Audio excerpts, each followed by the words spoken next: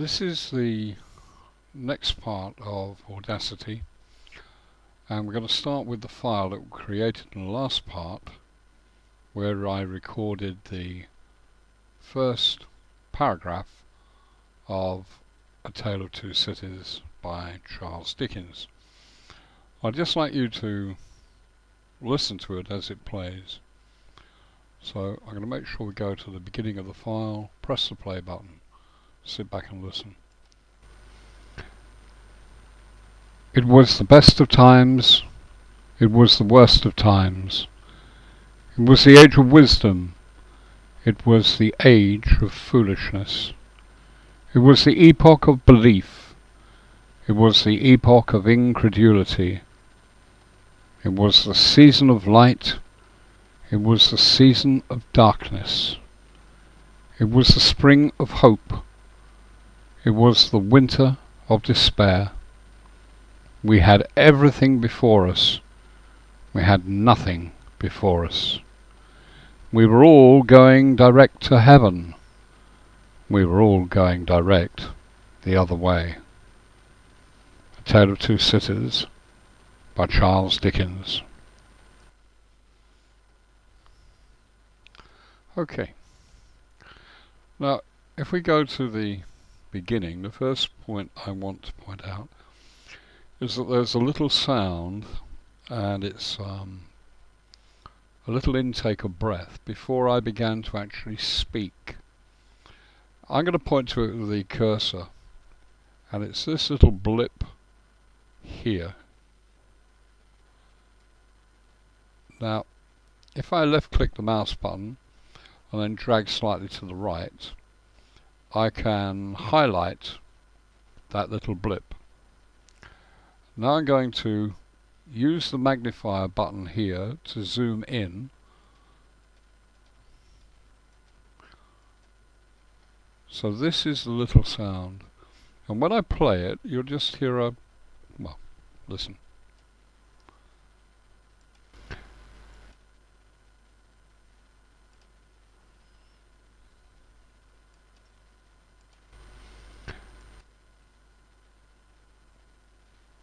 Okay, it's just a little, that's all you hear. But we don't want it. So I'm going to zoom out so I find it. I click in, hold the left mouse button down, move the whole thing to the right, release the mouse button and click on delete. Hey presto, our blip is gone. Now if I play back over that part you won't hear anything. Perfect. If you make a mistake, then what you can do is you can go back into edit, top of the list, undo, delete. If I click on that, we will see we have our little sound back. I hope you heard that. So I'm going to remove it. Press delete, and we've taken care of that problem. Okay, I'm going to zoom out so we can see more of the file. Next thing I want you to look at is this area that I've just highlighted with this straight red line. Now what has happened here is that the input from the mic has overwhelmed the settings. So in other words, it's peaked a little bit too high. But to sort that out, to make your recording a little less what they call hot, you would have to go into the software for the sound card of your particular computer. Then you'd have to find the microphone input, and then you just have to use the control to bring that signal level down very, very slightly. And you can only do this by trial and error. So that's the second. The third is probably the most interesting.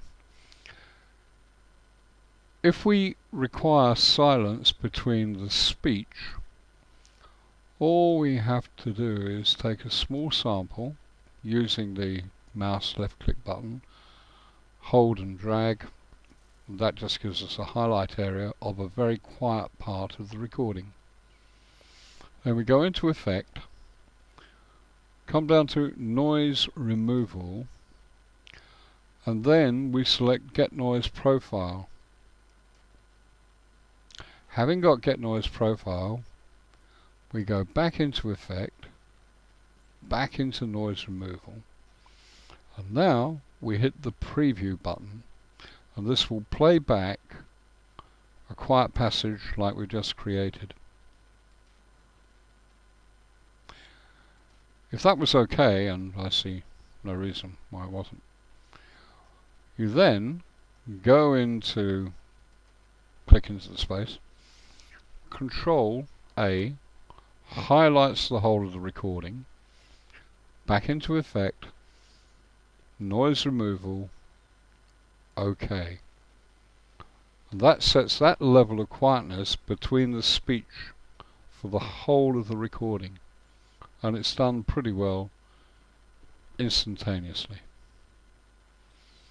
Now I'm going to come to the beginning and just play through, and you might hear the difference. It was the best of times, it was the worst of times. It was the age of wisdom, it was the age of foolishness. It was the epoch of belief, it was the epoch of incredulity. It was the season of light, it was the season of darkness. It was the spring of hope, it was the winter of despair. We had everything before us, we had nothing before us. We were all going direct to heaven, we were all going direct the other way. A Tale of Two Cities by Charles Dickens.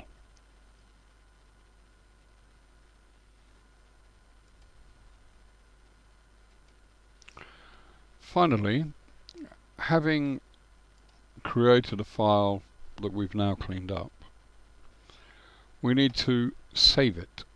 We go to File, and here you see Save Project as, Save Compressed Copy of Project.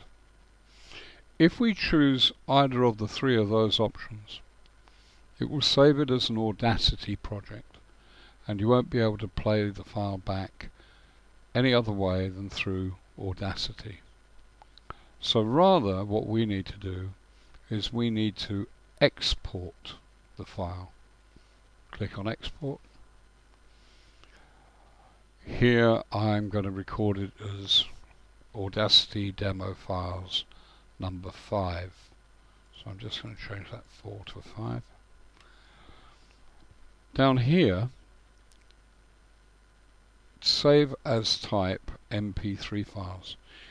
I would advise you, if you are creating something that you are working on, you create it as a WAV file. This is raw data, you can play with it, change it, alter it, and only when you're happy with it, go back and save it as an MP3 file. Okay, I've already done it, so I'm going to save it as an MP3 file. Here goes. When you hit the save button, it comes up with a tag, meta tag data. You can put in the name of yourself as the artist, the track title, album title, track number, what year, genre, audiobook. Make any comments you want, and you can put all that information. And it is used by things like iTunes. When you call up a file to play, it will tell you all those details about it. For now, we just click OK. There we are. Job accomplished. I look forward to seeing you next time.